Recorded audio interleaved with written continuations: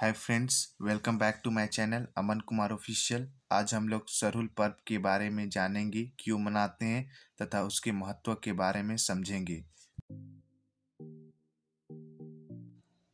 सरहुल दो शब्दों से मिलकर बना है, सर और हुल। यहाँ सर का अर्थ सरई अर्थात सकुआ साल पेड़ के फूल फल से होता है, जबकि हुल का अर्थ क्रांति से है। इस प्रकार सकुआ के फूलों की क्रांति को सरहुल के नाम से जाना जाता है। प्रकृति पर्व सरहुल वसंत ऋतु में मनाए जाने वाला आदिवासियों का प्रमुख त्योहार है। वसंत ऋतु में जब पेड़ पतझड़ में अपनी पुरानी पत्तियों को गिरा कर टहनियाँ नए नए पत्तियों लाने लगती है, तब सरहुल का पर्व मनाया जाता है।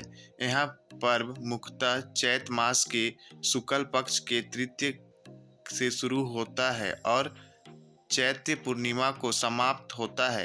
अंग्रेजी माह के अनुसार यह पर्व अप्रैल में मुख्य रूप से मनाया जाता है। कभी कभी यह पर्व मार्च के अंतिम सप्ताह में भी आता है।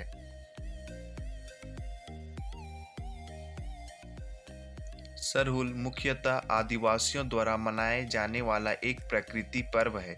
यह त्योहार झारखंड में प्रमुखता से मनाया जाता है। इसके अलावा मध्य प्रदेश, उड़ीसा, पश्चिम बंगाल में भी आदिवासियों बहुत क्षेत्रों में इसे बड़े धूमधाम से मनाया जाता है।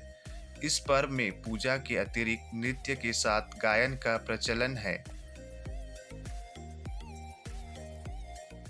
वसंत ऋतु में मनाए जाने वाला त्योहार सरहुल प्रकृति से संबंधित पर्व है। मुख्यतः यह फलों का त्योहार है। पतझड़ ऋतु के कारण इस मौसम में पेड़ों की टहनियाँ पर नए नए पत्ते एवं फूल खिलते हैं। इस पर्व में साल के पेड़ों पर खिलने वाले फूलों का विशेष महत्व है। मुख्यतः यह पर्व 4 दिनों तक मनाया जाता है, जिसकी शुरुआत चैत्र माह के शुक्ल पक्ष की तृतीया से होती है। सरहुल पर्व के पहले दिन मछली के अभिषेक किए हुए जल को घर में छिड़का जाता है। दूसरे दिन उपवास रखा जाता है तथा गांव का पुजारी, जिसे पाहन के नाम से जाना जाता है, हर घर की छत पर साल के फूल को रखता है। तीसरे दिन पाहन द्वारा उपवास रखा जाता है तथा सरना पूजा स्थल पर सरई के फूलों की पूजा की जाती है। साथ ही मुर्गे की बलि दी जाती है तथा चावल और बलि की मुर्गा का मांस मिलाकर सूढ़ी नामक खिचड़ी बनाई जाती है, जिसे प्रसाद के रूप में गांव में वितरण किया जाता है। चौथे दिन गिडुआ नामक स्थान पर सरहुल फूल का विसर्जन किया जाता है। एक परंपरा के अनुसार इस पर्व के दौरान गांव का पुजारी, जिसे पाहन के नाम से जानते हैं, मिट्टी के 3 पात्र लेता है और उसे ताजे पानी में भरता है। अगले दिन प्रातः पाहन मिट्टी के तीसरे पात्रों को देखता है। यदि पात्रों में पानी का स्तर घट गया है तो वह अकाल की भविष्यवाणी करता है, और यदि पानी का स्तर सामान्य रहा तो उसे उत्तम वर्षा का संकेत माना जाता है। सरहुल पूजा के दौरान ग्रामीणों द्वारा सरना स्थल को घेरा जाता है और सरहुल को कई क्षेत्रों में अलग अलग नाम से जाना जाता है।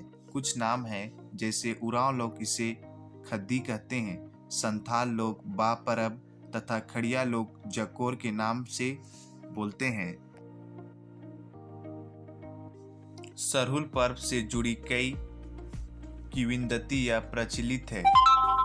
उनमें से महाभारत से जुड़ी एक कथा है। इस कथा के अनुसार जब महाभारत का युद्ध चल रहा था, तब आदिवासियों ने युद्ध में कौरवों का साथ दिया था, जिस कारण कई मुंडा सरदार पांडवों के हाथों मारे गए थे। इसलिए उनके शवों को पहचानने के लिए उनके शरीर को साल के वृक्षों के पत्तों और शाखाओं से ढका गया।